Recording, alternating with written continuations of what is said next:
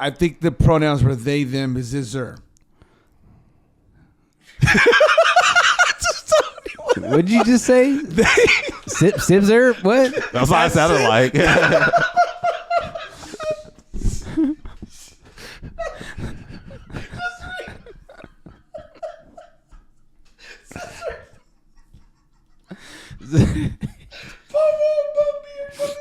Yeah. He's related to Bun B. He's a him. He's a him, her. Sip, scissor. Okay, here we go. What's going on, fam? This is Anthony from the Not Offended podcast, the conservative Chicano right here. If y'all could do me a favor, we're trying to get to 1,000 subscribers. So if you could leave a comment, hit the like button, but most of all, if you could hit subscribe, we'd greatly appreciate it. Thank you so much.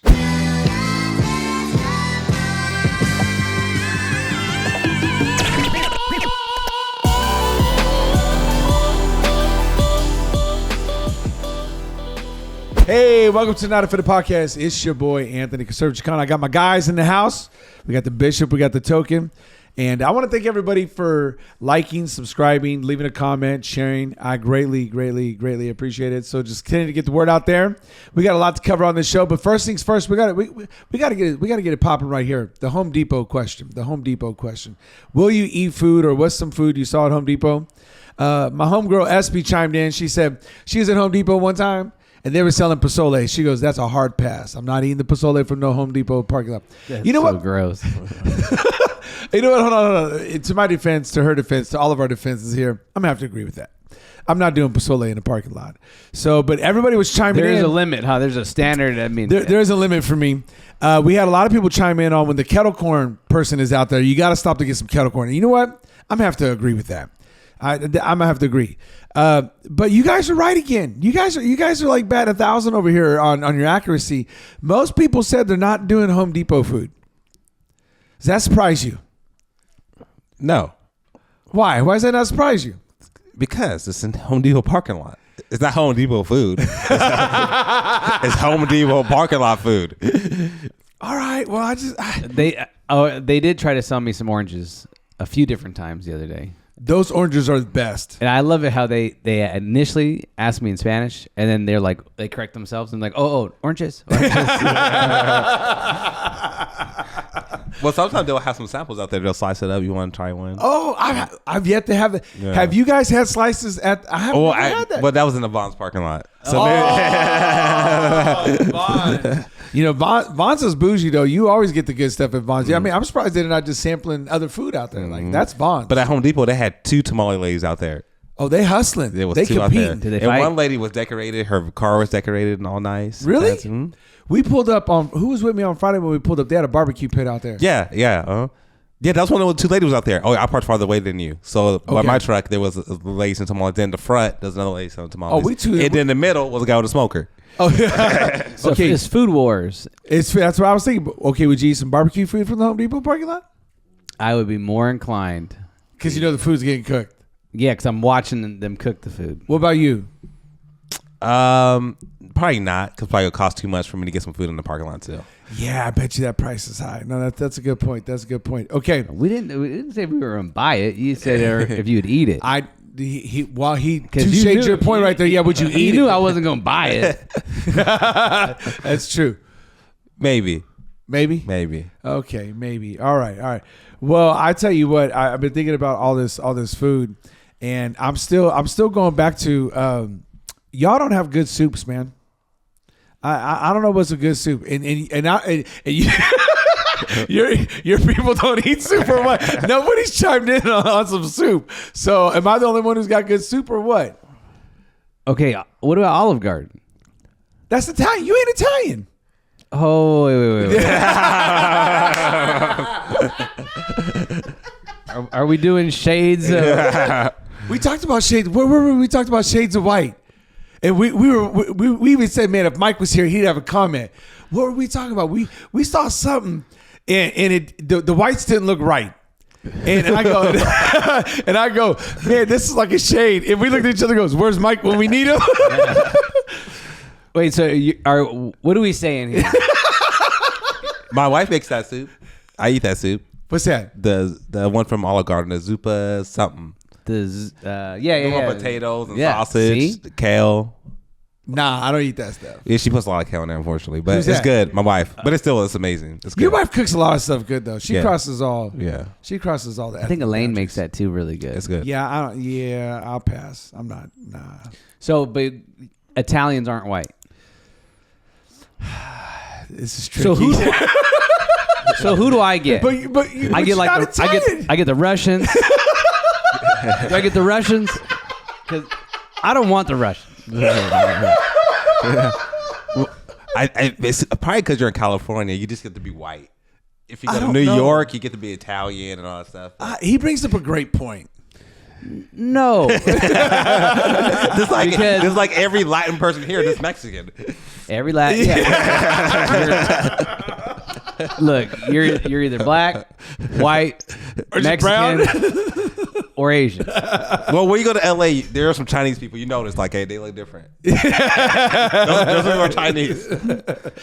You and I both know you don't get classified like that. Okay, I got a real quick question. So, as you know, Christmas is coming up on us quickly. What would be if you could? What would be your go-to meal on Christmas Day? Are you doing a big breakfast and then some light in the afternoon, or you doing a small breakfast and doing something good in the afternoon? And what do you consider that good? Is that ham? Is that turkey? Is that prime rib? Like what would you could if you could afford it? Because I got into a little debate with somebody. I forget where I was. We were talking about what you cook for Christmas, and they're like, "Well, it's got to be a ham." You know, Thanksgiving get a turkey, Christmas get a ham, and I'm like, "Who said it's got to be?" Was there an official rule book on what you're supposed to cook for Christmas? Because if I had it my way, I wouldn't even do turkey on Thanksgiving. Like I'd do another prime rib. So is there a rule book that I'm unaware of? Like you got to have mashed potatoes, gravy, and stuffing, and is there a rule book? American culture. It's the culture. What's the culture then? Is it turkey on Thanksgiving and ham on Christmas? Is that the culture? Yeah, for the most part, yeah. We don't do a turkey at my house for Thanksgiving. Okay, but is that how you grew up? Was it turkey, Thanksgiving, ham on Christmas? Was that your culture? What do the Russians do? Let us know, Mike. I think we did do that. Of course, you're American. See, I didn't do that. I'm proud to be American. Yeah, me too. But I didn't do that. Okay, but where's the rule book? What did on you that? do? Pasole? No. We did Thanksgiving turkey, and then like Christmas it was tamales. Like we didn't really do a ham or anything. We had tamales. We had Mexican food. I don't ever remember. I'd go to my dad's. Your dad didn't do a turkey. So let me finish. I was waiting. Turkey. I said Thanksgiving turkey, but let me finish. Okay. So my dad is half white. Yeah, I know. And so we I went knew to I liked him. Go ahead. when I go to my grandma's house, two things always legit. Green bean casserole, still love it to this day. I don't even know why, but I love it. Love me some green bean casserole. And we did do a ham when we go to grandma's house. I that's all I remember, right? But as a kid, you just eating what's in front of you. Yeah. But as we got older, my dad would do like, tri-tip, prime rib, something like that. I don't really remember anything else. But turkey always for Thanksgiving. But I just, so me and this person got a debate. And I was like, I don't think there's a handbook for this. But I'm telling you right now, I went prime rib a few years ago and I never went back. I'm telling you, that's the new American tradition. But everybody's like, well, that's expensive. Well, sometimes you got to put out a little bit of money for some good food. So you guys are telling me leave it in the comments. Is there a handbook? Does it got to be turkey on Thanksgiving and ham on Christmas? You let us know. I'm saying right now, I think the audience is going to agree with me this time that there's no handbook that it's turkey and then ham. We didn't even say anything. Yeah, you guys said this is turkey and ham. that is the American culture. You're breaking tradition. Then I'm a rule breaker. I'm gonna keep breaking it. So Yeah. matter of fact, I was at the meat market getting ready to order my prime rib. It's what's wrong with our country. I'm what's wrong with the country. That's it. I know you've heard my story of my first Mexican Thanksgiving. No, So we're out on Fireball, and Josh Allen? hey, shout out Josh Allen. no, Josh Allen was not there. Okay. But he's from Fireball. He's from Fireball. Yeah, he is. Yeah, I think his house was probably a little bit different than the house that I was at. And so we have all the Thanksgiving, everything that you normally have on a traditional, Thanksgiving, right? And then all of a sudden, there's beans, there's rice, and there's chili everywhere. And That sounds beautiful. I was so confused. I'm talking to my wife. I was like, babe, like, what's happening right now? And she's like, we have beans and rice and chili for everything. I said, all right. You expected a green bean casserole to come out, some mac and cheese? No, they still taters and gravy? They still had traditional like Thanksgiving food, but they also had that as well. Yeah, because Americans. Hey, beans and rice go with everything, though. Yeah, but they had the traditional and they added some culture. But to answer your question, if I could have one thing for Christmas, I would fly my mom out from Houston to make her macaroni and cheese. There you go. Miss you, Mom. There you go. But for this Christmas, my family, we're going to have tamales, pozole. Wait. You just told me how much wrong. But then my brother asked, I was like, well, I got to cook another kid because always cook some meat. And I was like, well, you can make a brisket. And so he's going to make a brisket. Did you just violate your whole argument? He did. That's why we're moving. Okay. So. No, we might still have a ham. Who knows? I don't know. Thanksgiving is the main one. Christmas, you do whatever. Whose family's having that My meal? family. Your side. Yeah, my side. Oh, this is great. Well, now there's 2 Mexicans in the family. Oh, they're going to hold it down. They don't hold it down. They're doing all the cooking. Oh, okay. Hey, My brother's making a brisket. you ain't got to do nothing but watch football. Hey, they cook for. That's good. That's a fair trade. I'll make some rice. That's about it. Huh. Oh, we're back to the rice comment again.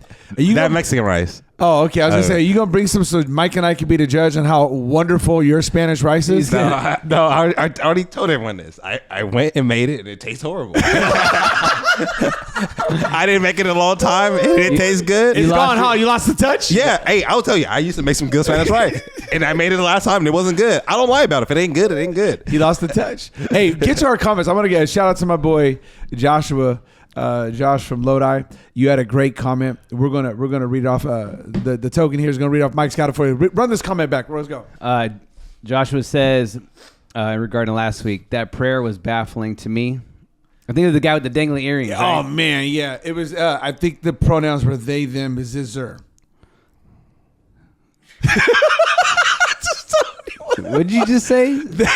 Sibzer? What? That's what I sounded like.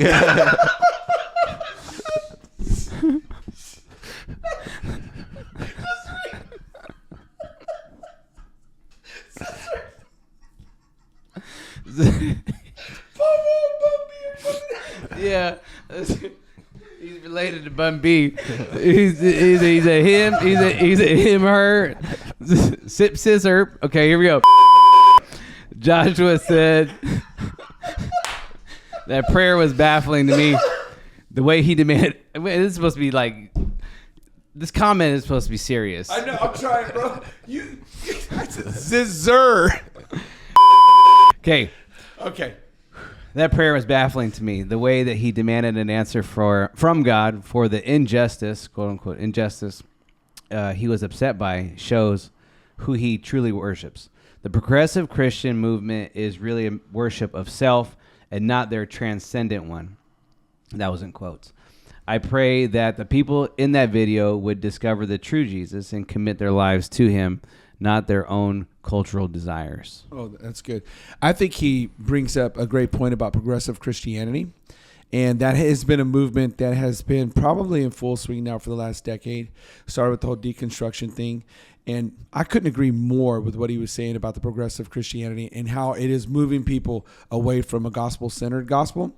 And it's more, I don't want to say reflective, but it is more about feelings and emotions. And it's more, about how you interpret things, and it's filtering through more of a cultural. This is the whole reason I like this clip or this comment is because it's factoring in culture. Culture is taking precedence over gospel, and I think we've been hitting that hard lately. That it's the gospel first, and then your culture. It's the gospel first, and then even your nationality. It's the gospel first, and I like that comment. I think he brings up a very good point. And we got to be careful of that because I feel like that's what we're fighting a lot of time is the progressive Christianity that like social justice can get to that point if you're not careful, if you don't keep the gospel as the center of social justice. But if social justice becomes the center of the gospel, does that make sense? It's kind of the whole put the cart before the horse. But I really appreciate that comment. Thank you, Joshua. What do you guys think about that comment? Go ahead. I feel like you're going to disagree with us. I agree with it, and I think that we've talked about this for a few years now in regards to like the gospel is supposed to hurt. The gospel is supposed to push you and prod you in ways that isn't comfortable. Right. And if you're constantly leaning to like, well, I don't agree with that, so I'm going to believe this. You pick and choose like what part of the gospel that you're going to follow, and at the end of the day, it's like what you talked about. It just becomes this religion of self, Right. Of what I want to believe in and how I want to feel, Right. And so I agree with it. Yeah, so my mic kept going. I sort of got stuck in the quote where he's talking about it's like demanding from God. And so I sort of went off. And so I sort of lost the context of what he was talking about. This idea of like prayer. Oh, how he demanded. Yeah. He did. Well, he did. He was very demanding, actually. But I think about the Old Testament. Sometimes they were that way and they prayed that way. Like you're just being honest with God in that way. So sorry. So I'm not trying to take it off subject, but my own mind just wants someone completely different. No, that makes but sense. It's about how we pray as believers and how we can be honest with God in our prayer. Sure. But it's always you come back to this place of reverence towards God, you know, in that way. Yeah. And I think that's what he's missing. He's not coming back to that reverence. You're not. Got you. You like you could be upset. God, how could you allow this? Like what's going on? Yeah. But coming to a point, no. But God, you know better. Like you're a sovereign God and you're faithful, you're love. And it comes back to this trust in God at the end. No, I think I will agree with you. I think you bring up a very good point. We do want to be honest. We want to be, candor in our conversation with God. But as you were saying that, I'm thinking of all the people who did that. Job, even some of the prophets. They always came full circle and said, however, you know what's best. And I think that's what was lacking and that was missing. It was just this demand, you will answer me or else I won't serve you. Then you know how God's going to be. Well, if you don't want to serve me, don't serve me. Yeah. Right? So I do think it is, because there is an aspect that we are supposed to be very transparent with, David, search me, O God. There is an area of our life that's supposed to be very transparent. I agree. But I just think the gospel of self, let's go there. I talked a little bit about it yesterday. I said the gospel I read, I said this, let me just back up. I said, if you want good preaching, and I'm not talking about myself, I'm just talking about good preaching. If you want good biblical preaching, then this type of preaching confronts your complacency and the areas of compromise in your life. I'm going to say that again. If you want good, sound biblical teaching, the gospel will confront the areas of your life that are complacent or in compromise. But if you want to be entertained, because I hear people say it all the time, well, I go to church because it makes me feel good. When does the gospel supposed to make you feel good? You know how many times I go to church and the gospel don't make me feel good? It's not good news to the part of your flesh that needs to die. It's not good news to the greedy part of your life. It's not good news to the lustful part of your life. It's not good news to the angry part of your life. It's not good news to the compromised areas of your life. That's not good news, because the Bible confronts your complacency. The Bible confronts your compromise.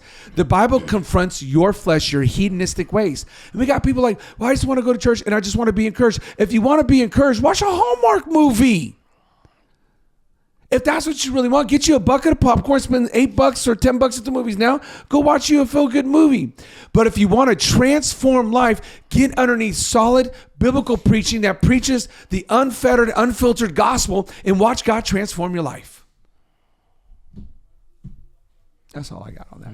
That's what I was thinking. But I said that this weekend, and people acted surprised. I'm like, if you just want to be encouraged, get yourself a bucket of popcorn and turn on a TV evangelist.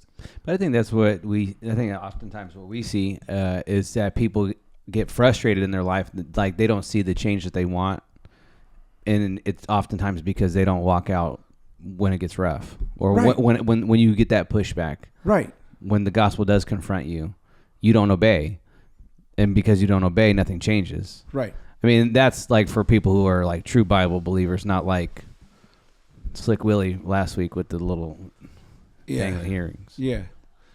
What do you think about what I said? Because I talked about it yesterday. I was like, if you want to change, you got to sit in a preaching that changes you. Yeah, I think you have to be willing to go through things that are hard. I think you do have some hope.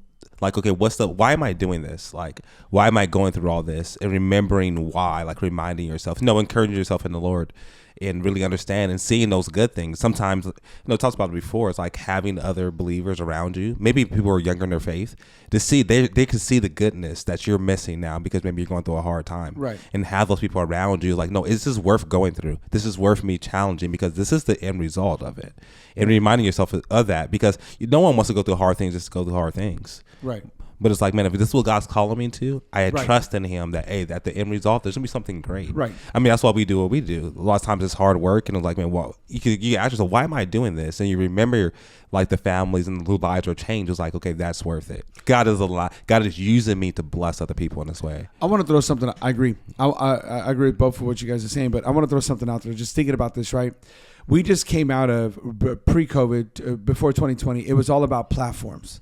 It was all about what preacher had the biggest platform. What were they saying? It was quotables. It was tweetables. It was all these little one-liners. It was all this slick stuff. It was all this, who's the next person getting hyped. It was all this stuff. And what did we see during COVID? None of that preaching was changing lives. As soon as COVID hit, people dipped out. The church crashed. Now, yes, some of your largest churches bounced back because they had more stuff still to offer. But a lot of these churches went under. And a lot of this slick preaching, man, it was gone. This self-help, these TED Talks, as you would call it, or whatever. And what happened is we had style over substance. And that's what I'm noticing. I was reading my Bible today, and I thought about this. I was reading it and some people probably don't like this, but it's okay. I was reading it out of the Message translation because I've been through the New King James, I've been through the NASB, I've been through the NIV. I just try to pick something different just so I can see it different. That's all. And so I'm in Luke chapter 9, and it blew me away. I saw something a little bit different. This person came up and said, "Hey, Jesus, I want to follow you." And he said, "Birds have nests in the air, and foxes have holes in the ground, but the Son of Man has no place to lay his head." And the Message translation goes, "There's not going to be any place for you to sleep tonight. Like, do you still want to follow me?" Mm-hmm. And I started thinking about it. And I just want to throw this out there to you. So if Jesus came up to you today and said, "Deshaun, for your life, there's going to be trials. There's going to be tribulations. There's going to be testings. You're going to see tragedies. You're going to have moments in your life where you don't feel like a victor, but you feel like a victim. There's going to be times in your life, Deshaun, where you're not going to feel my presence. You're not even going to know I'm around, but I want you to know that I'm going to be there with you."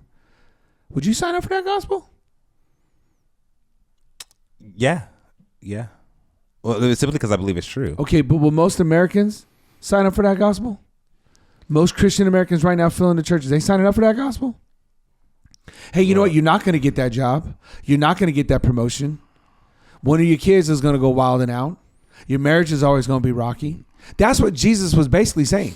He was saying to that person, "You really want to follow me? Or you want to follow me right now because it's all Skittles and rainbows?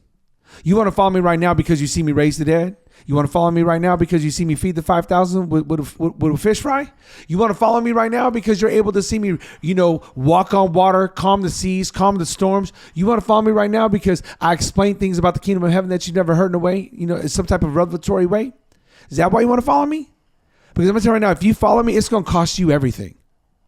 It's going to cost you everything. Matter of fact, there are going to be some nights your pillow is a rock and some leaves is your blanket.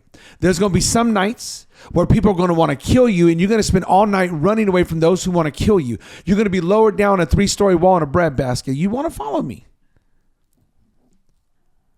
I think if that's the gospel we presented, most people ain't signing up. That's just me. What you think?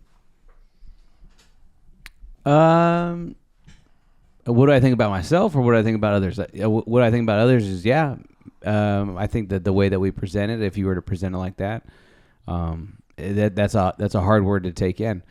It's true, but it's a hard word to take in. And maybe if it was presented like that, the churches would have deeper roots, and you wouldn't have so many people who, go through something like COVID, and then all of a sudden your church splits in half, or you're 80% of the people leave, or whatever, something like that. I guess for me, it's just like, it kind of goes back to, where else am I going to go? Well, I was thinking about it when I was reading it this morning because it's my own personal devotion. You know what I thought? If they had presented that to me when I first got saved, I don't think I'd have signed up. That's just too much. I'm just being honest. I don't think I would have done it. Are we shortchanging the gospel then?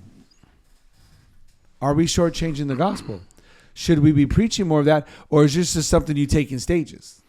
I think we can preach some of that, but you have to get also the reason why. I think Okay, that's go ahead, obviously break it down. because God promises this. You give this, you're going to get this back tenfold. Like he has a promise for you at the end, but it's a lot of times going through it. It's hard to get through it and really believe that because you can't see it. So you simply have to have faith, and you have to struggle now, see everyone else be successful, whatever it may be. And if that's what God has for you. But there's something at the end that God promises you that you're going to have something greater than anything. And so I think that's the hope. That's the thing that keeps you going.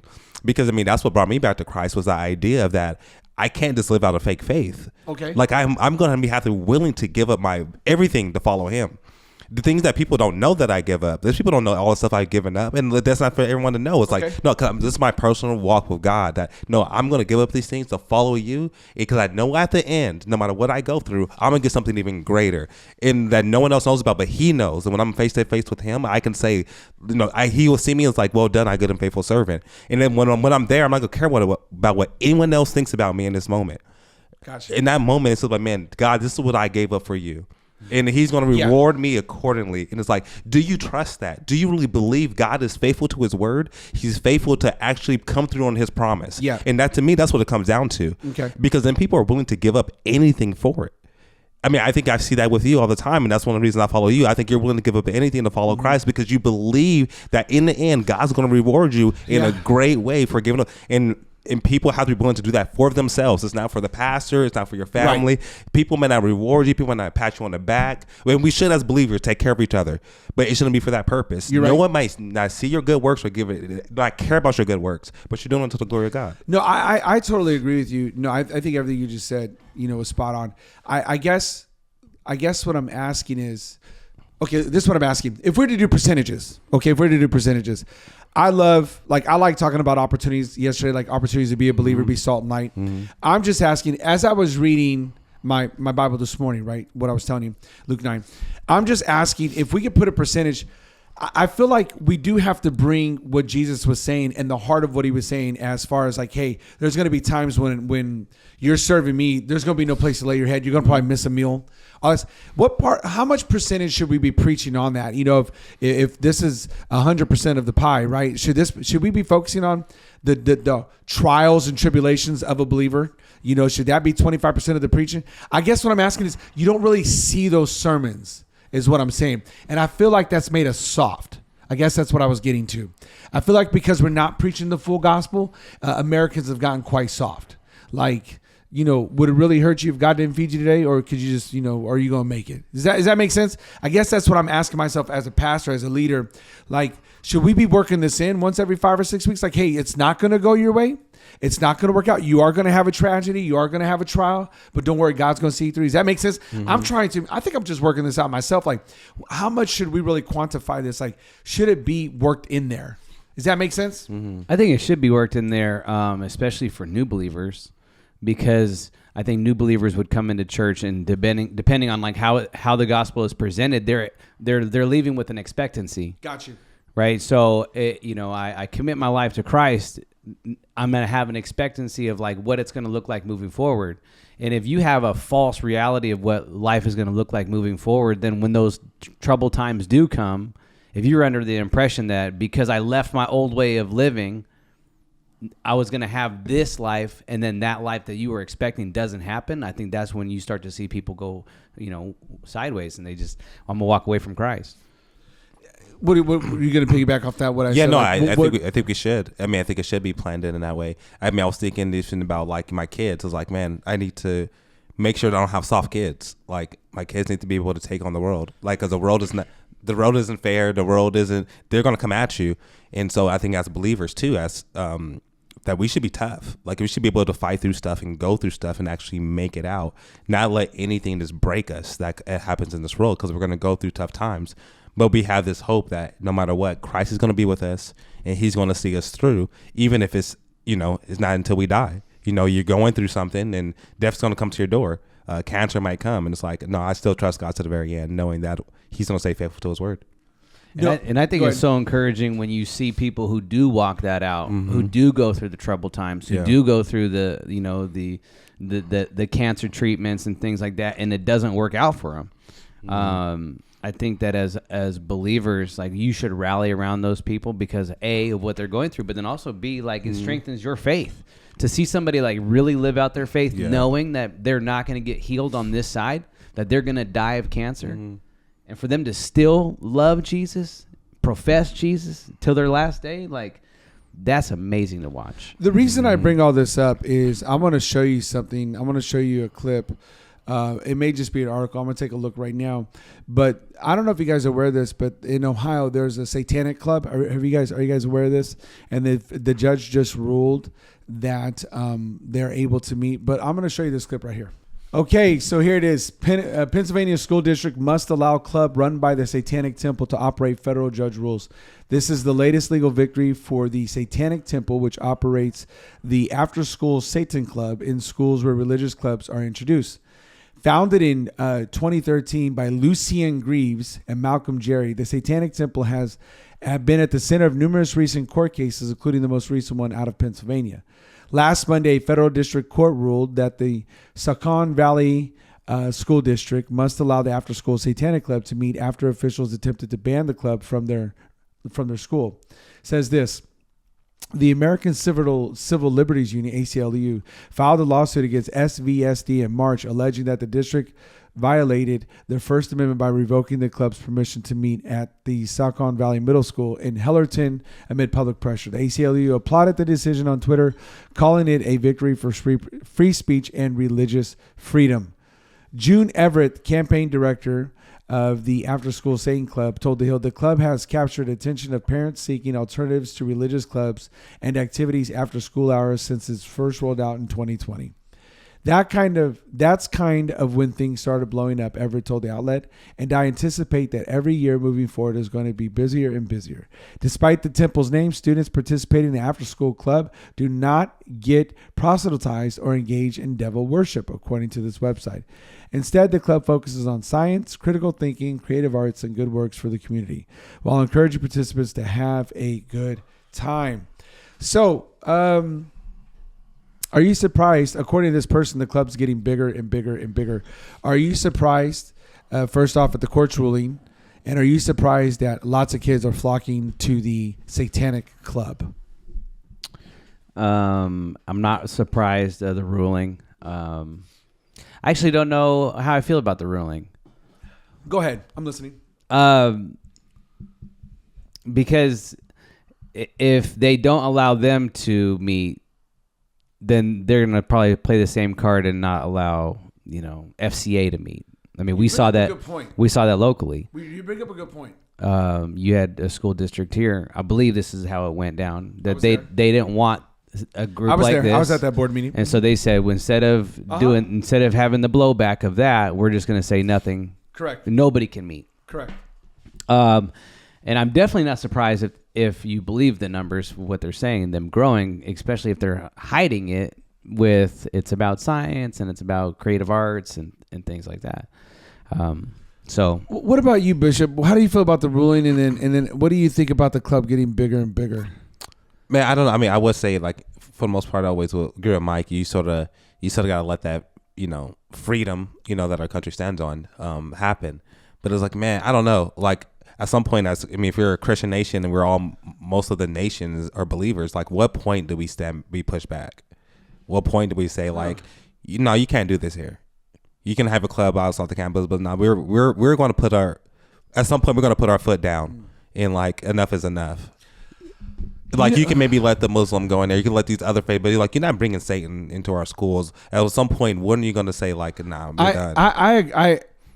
I hear what you're saying, but I think I'm I think I'm even a little further left on this than you guys. I do agree that First Amendment's pretty strong. And if we start to compromise, I do not want a Satan Club. Can I just say that real quick? Yeah, we all agree. But you always got somebody who's gonna be like, Pastor wanted a Satan Club. No, I don't. I don't want a Satan Club. However, we have the Constitution, and that's the rules that we play by. So according to the First Amendment, I kind of got to side with them, the federal judge. And that federal judge could have been a devout believer because, listen, we have the rule of law for a reason. So I'm kind of torn. I would have to say, if you're allowing all clubs, and I mean all clubs, Buddhist club, Hindu club, Sikh club, Christian club, all the clubs, the Jewish club, all that, they have the freedom to assemble. Now, my other question is, what parent is telling you to sign up to the Satan Club? How does that conversation go over breakfast? Bobby, do you want Egos? Yeah. Hey, did you also want to go to the Satan Club? I'll pack you a snack bag. Well, I mean, you see how popular Harry Potter is. It's probably the same parents who are dressing their kids up in Harry Potter and taking them to... Who has Harry Potter? Disneyland? I don't know where Harry Potter is. But I still think... And I'm not a Harry Potter fan and I don't watch it. I'm just saying, I still think, how does the conversation go? Harry Potter's one thing. It's a movie. It's a cult icon. I get all that. But I'm saying, like, they call it the Satan Club. Like, we're not hiding nothing. That's all I'm saying. Like, and I'm not dissing on Harry Potter or supporting. I'm just saying, they literally call it the Satan Club. So how does that breakfast go? Hey, Bobby, you want Egos? Want some syrup with that? By the way, packed you a little snack bag for the Satan Club?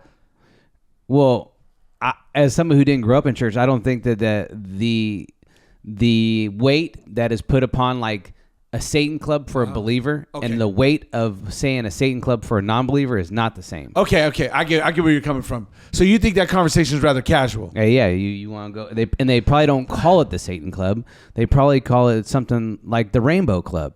Okay. Or something like that. Hey, you want to go Rainbow Club I think today? the article said it was called the Satan Club. Okay, so. Oh, okay. Hold on. Is it Satan? Satin Club. But does that make sense? Mm-hmm. Like I guess so. I do agree with what you guys are saying. But First Amendment, we do gotta allow this. We don't gotta like it, but we gotta allow it. Okay. I still think this is interesting, and I'm concerned. So my question is, why do you think that club would be growing as compared to we have the truth over here, we have the way over here, we have the life over here? Why is that club even growing if we have God? And God is amazing. Well, there's always some people who choose darkness. Okay. I mean, it's always going to be there. You think the packaging? Yeah. If you're having fun, the people will take it. Yeah. Think about like the different like scary movies that come out. Yeah. I watch them. I'm like, man, who wants to watch this? Lots of people do. they make a lot of money. Hey, people be watching them Exorcist movies. Man, Yeah. I can't, bro. Crazy like, movies. People like darkness. Yeah. Okay. So I want to add a little something to this if I can. So click on that article right there. In Australia, the fastest growing segment of religion, if we could call it that, is modern day witchcraft. Look at this article. Modern day witchcraft is on the rise in Australia. Support for organizers' religions plummet. Dressed head to toe in black, Alvine Green's. How do you think you said the name? Okay, anyway, Miss Green's fingers hover over a steaming cauldron as a cat looks on ominously.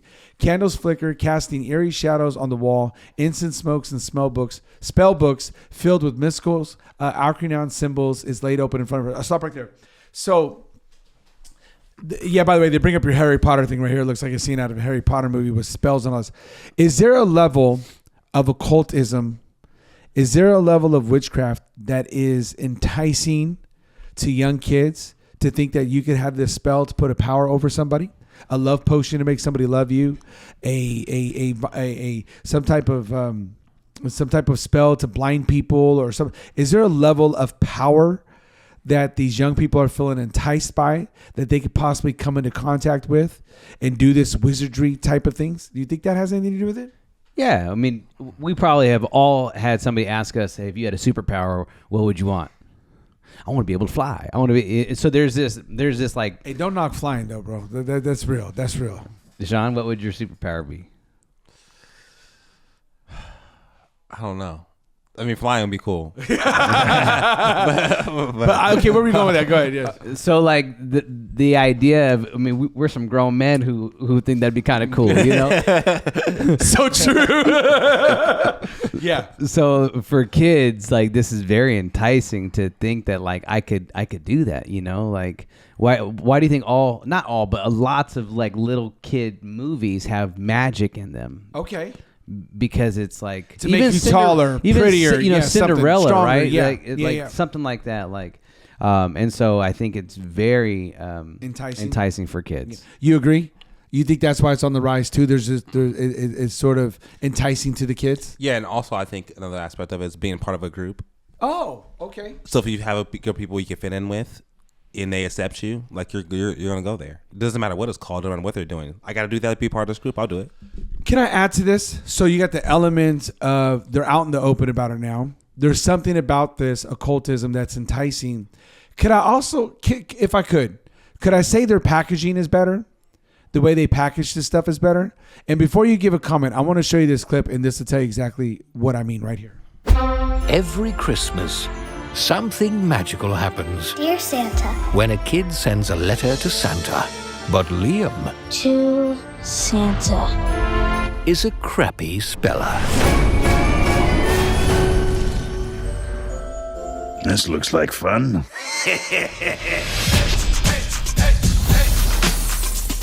Oh, that's putrid. Thank you. What do you want? You summoned me. Not what I expected. What'd you expect? In the movies, the reindeer usually have the antlers, not you. Kid, are you high? I'm ready for this. You lucked out big time. I'm way better than Santa. Ho, ho, frickin' ho. You, my friend, are getting 3 wishes. You mean like a genie? They stole that from me. By the way, after you make your wishes, I'm taking your soul. What? You ain't never had a friend like me. Okay, that I may have stolen from Aladdin. Now we're even. Let me show you a few of the things I could do for you. I'll be right back. It's Post Malone. Leo! Look, I'm worried Santa's going to trick me into getting my soul. I think he's just confused. We believe you.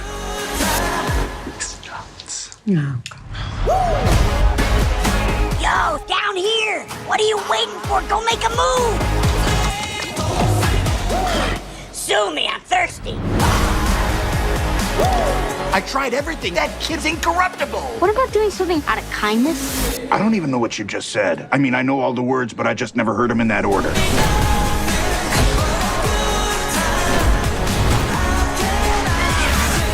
You know this man? I'm his uncle. Beat it. Who do you think you are talking to me like that? Oh! That doesn't sound right. Pardon me, kombucha. Watch this. Lock. No! Please! Never trust a thought. You just gambled and lost. Nice to meet you. The pleasure was mine.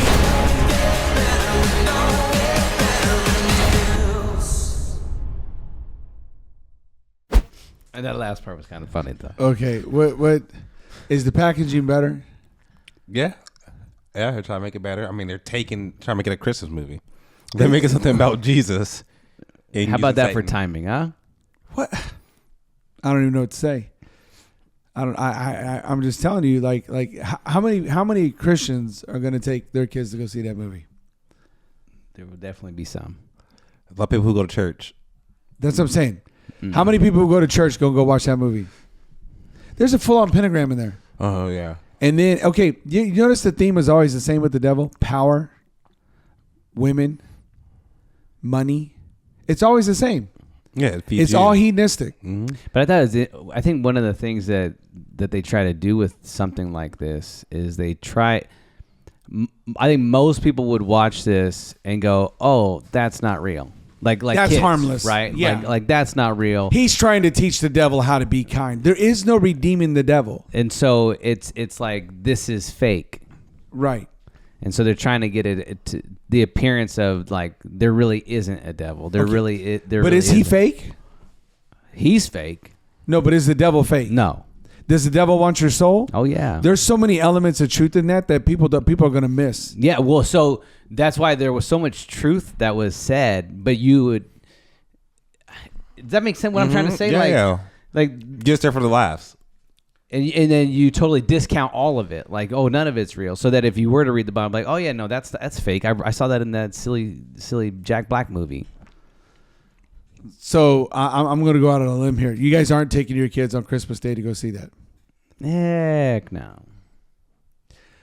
I'm only looking at you. You're a grown man, but I think you get beat if your mom found out. If your mom found out, this would be all. You're where?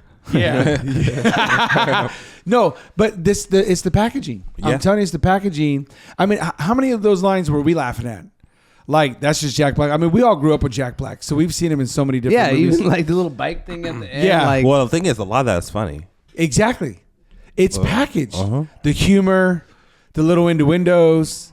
But look at that. He's over there shooting dice. He's on stage with Post Malone. Everything you could ever want as a kid, it's enticing you. That's why the gospel of Satanism, it may be sweet to your mouth, but it's bitter in your stomach. It's going to destroy you from the inside out. Yeah, if you get that money, you get that women, you get that power in that combination, it may feel good, it may taste good, but at the end, it'll lead to your destruction. Sin, I'm telling you right now, sin will take you further than you ever wanted to go, keep you longer than you ever wanted to stay, and make you pay a price you never wanted to pay. That's sin. And that's all he can entice you with. Yeah, you got that right, with a good time. With a good time, but that's it. But the price you got to pay for that, it is your soul. It is absolutely 100% unequivocal. It'll be your soul. And that just concerns me. So shout out to all, and this is a shot across the bow to all believers out there, all you churchgoers. Do not take your kids to go see this movie. As funny as you may think it is, we do not water down the seriousness of the satanic presence that is trying to infiltrate our culture. We do not water down. We do not compromise. There is no cute little devil. There's no cute little good time when it comes to the devil. He will snatch your soul, and that, my friend, you'll pay dearly for in the end. You better watch yourself. You better think twice about watching that movie. There's no little, this was funny. That's all I got to say. Would you want to chime in on that? No, I agree. Yeah. You like that one? Yep. Amen. Okay. I got to get to the segment. This is not a pastor. This is not the segment today. We're going, this is not worship. Okay. Now I understand things can be clipped out of context. So I'm going to give a fair shot warning. If you have the rest of this context to the video, please send it my way. But as it stands, what in the world is going on right? You're a dangerous loaf of bread. You're a dangerous loaf of bread. Say you're a dangerous loaf of bread. Keep rolling, rolling, rolling, rolling. Don't you know the enemy? He hates to see us coming. 'Cause we're just wild enough to do stuff like dangerous loaf of bread. Just like this, hey. I'm a dangerous loaf of bread. Gonna keep rolling right over your head. Said I'm a dangerous loaf of bread, and I'm gonna keep rolling right over your head. Come on, say it. I'm a dangerous loaf of bread, and I'm gonna keep rolling right over your head. Said I'm a dangerous loaf of bread, and I'm gonna keep rolling. Okay, so is that going to make our current worship set list? Is that going to make the set list for Sunday morning, D? Or is that what there had to be something they said ahead of time about bread. I was trying to find something biblical in my head. I was thinking of scripture as I was backing. Well, man does not live by bread alone. But you're dangerous for bread. He said, I am the bread of life. I was thinking no leaven. No, I don't know. Mike looked over me one time and he said, did they say garlic bread? No. Like what type of, are we sourdough? Are we garlic? I'm going to roll right over your head. Are we bolio? What are we today? What kind of bread are we? Bread is rolling over your head. Bread does... No. You got to do it right. Get the hand motion rolling right over your head. You got to do the hands. So like an Italian type bread, right?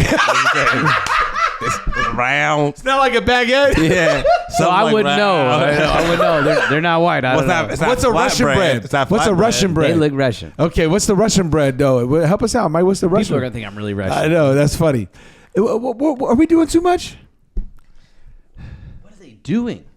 What do you mean too much? Apparently, she said apparently the enemy don't want you singing a song. It had to be... That's how to preach something about bread. And it looked like the people in the crowd were like digging it. They was feeling it. The rolling part. Everybody was feeling the little rolling part. Bread of life. God is in us for bread. I said that, bread of life. Oh, I don't know. So but how do you go from there to what she's saying? Life is rolling over your head. I don't know. Rolling down the river. I don't know. Come on. Hey, what was that? You're not going to get the 1 minute back of your life right there. What was that? I don't know. They had to be. I want to see the rest of it. Okay, so if you're out there, please find us the rest of this video because we are dying to know: is it sourdough? Is it wheat? No, we want to know what a dangerous loaf of bread is. I want to know. I want to know what a dangerous loaf of bread is. A dangerous loaf maybe is not cooked and it, tear you up a little bit. or it could be got some mold on it. Got some mold on it. But dangerous. He meant like dangerous. I think like good way. Like we're dangerous. Oh, like we're gonna go storm the gates of hell with rolling some dangerous over loaf of bread. Enemy's head. Okay, she needs help. She needs to help us with this clip. We need help. She can't be a songwriter at Adventure. She is not a songwriter at Adventure. We are not singing that song on Sunday. That's not going to make the set. But you got it a little bit in your head right now. It's so in my head right now. I'm going to be working. I do. It's a good hook. It's a good hook. I'm going to be scrubbing floors right now thinking rolling. Dangerous loaf of bread. Okay, I got something for you guys. I want you to see this clip. Now, listen. I explain our friendship as one that's evolving, and I can't wait for the day. Oh, no. You ready for this, Nate? I can't wait for the day that this is us right here. Watch this clip. Jumping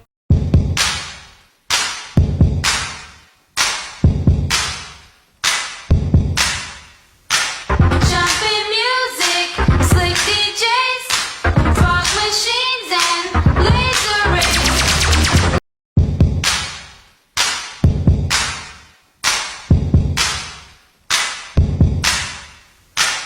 Jumping music, slick DJs, fog machines and laser rays. Look at we. What do you guys think? Can we do this? No. Okay, no. How many of you who watch our show faithfully, you want to see us pull this off right here? You know what they got in Fresno right now? What? Ice skating. No. That's not. This is roller skating. No, I don't want to do either. Okay. But that's what they got it. Hey, can you roller skate? No. Can you roller skate? Somewhat. If you give me a couple days, I can't get there, but I can start. I can stay on my feet. Ooh. I'd be out there with the little, you know, they do the walker. The walker. I'm not getting hurt. Hey, I'm a roller skating. I just want to know how many people would love to see us do that. You guys did not see that clip coming, did you? No. Hey, I saw this. I was flipping through getting some stuff for the pod, and that popped up. I immediately sent it to Nate. I said, "You're gonna play this on the pod. This is us right here." Yeah, there's some dudes out there skating, but maybe they're just secure. Either they're gay or they're really secure their manhood. Ice skating? Yeah, roller skating, whatever skating. Hey, I like roller skating though. They're good. I think there's a big difference between roller skating and ice skating. Oh yeah, I can't ice skate. There's a big cultural difference between roller skating and ice skating. I know, but that's probably like an Atlanta type thing. All these roller skating rinks are in the South. Yeah, Atlanta, one of and the we know biggest how Souths. Atlanta is. So. Yeah. No, here you go, getting us into trouble again. Yeah, there you go, D. So I showed that because I thought, man, this would really, in my opinion, this would take our friendship to the next level. Just so y'all know, we get on the roller skating rink. Friends who roller skate together, stay together. That's all I got to say right there. Now, we could wear our Not Offended gear out there and everything. This would be a great time. But we can't go with Oreo cookies, so we'll go Choco Taco. Come on, somebody. That's what we'll do. You like that one? We can't be Oreos, so we got to be Choco Taco. Come on, man. I got to represent for my gente out there. Okay, so we're all football fans. I wanted to show our clip that we always talk about, the one where we see the gospel preach and we just like this type of stuff. I've never been a big Boise State fan. Have you guys been a big Boise State fan ever? No, never liked anything about Idaho except for their French fries. Okay, Boise State fan at all? No one likes them. Okay, what year was the year they won their BCS Bowl and the guy proposed? Man, I was up in Portland. Maybe 02, 03? No, older, like 6, maybe 6, 7. They beat Oklahoma though, didn't they? Yeah. Okay, and then the guy proposed at the end. That was about the only Boise State game I ever watched, really, and I was rooting for him. I want Boise State to win just because it's a true underdog story. Yeah. But I got to throw something out there. Number one, love their running back. Yeah. Should win the Heisman. I don't know if he will because they're not a Power 5 school. He's not going to win it. But you know what I mean? Should win, in my opinion. Number two, really got mad respect for the coach. And I want to show you this clip right here, and I want to get your thoughts of this right here. Thank you, Jesus. And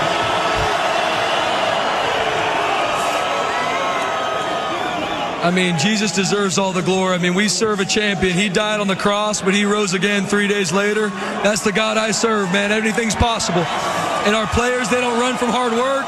They just keep swinging, keep swinging, keep swinging. That's uncommon. They deserve the credit. Jesus deserves the credit. We got the best staff in the nation, and we got the best fan base in the nation, too. Bronco Nation, undefeated. I love that. We may win a championship, but Jesus deserves all the glory. He died and rose again on the third day. Man, I love that. What do you guys think of that? What a testimony after they just won their conference championship. It was a great game, and then they are in the BCS bowl games. They're in the playoffs. I believe they got a bye. They won their conference, so they get a bye. What did you think of that? What do you think about him getting up there on the big stage and professing his faith like that? Yeah, that's awesome. I like how he expanded on his faith a little bit as well. You know, because I think sometimes they'll do like a quick shout out. You know, and I think, unfortunately, because we've heard so many people who have done the quick shout out, I just want to thank God, and then go on to just cuss everybody out in the interview. I think that when somebody says, I just want to thank God, I think oftentimes, at least myself, I kind of dismiss their faith.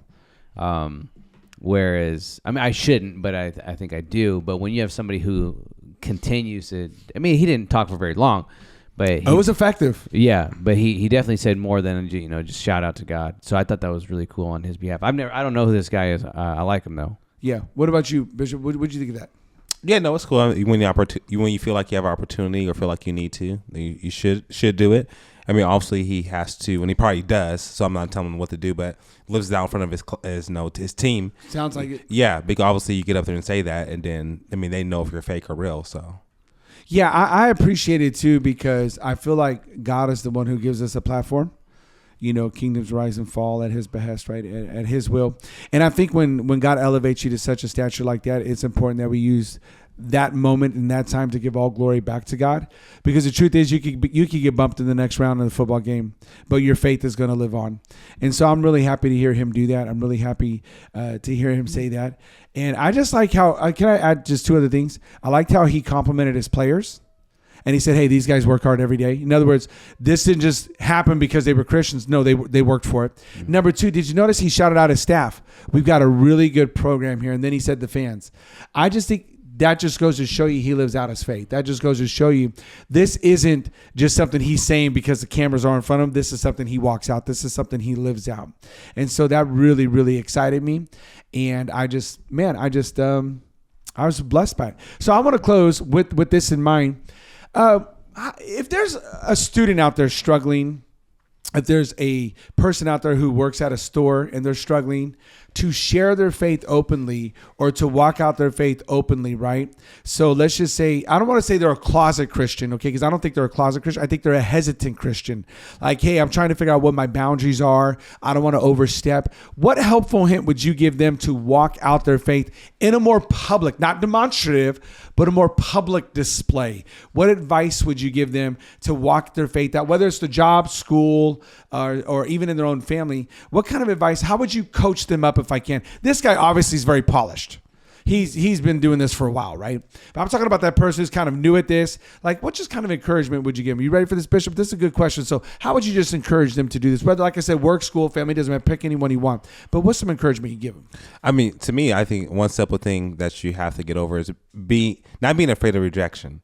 Oh, okay. I mean, I think that's one of the biggest things that hinders us. We're like, man, are they going to receive this? What are people going to think about me? People are not going to talk to me anymore. I think if you can get over that sense of rejection, you're going to know the moments or feelings where like you feel like you should share or to live out your faith or to step away from a conversation, things like that. Like there's to be times where you know in your heart, like you should be doing something and you have to know like this might not go well, but be willing to accept that.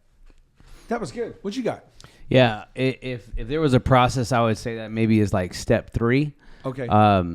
Step 1, I would say, is live out your faith. Explain it. Break it down. Yeah. So you have to live contrary to or you have to live opposite of what the world's living. So if you're a student in the class, like you can't live the same way everybody else. You can't talk the same way as everybody else.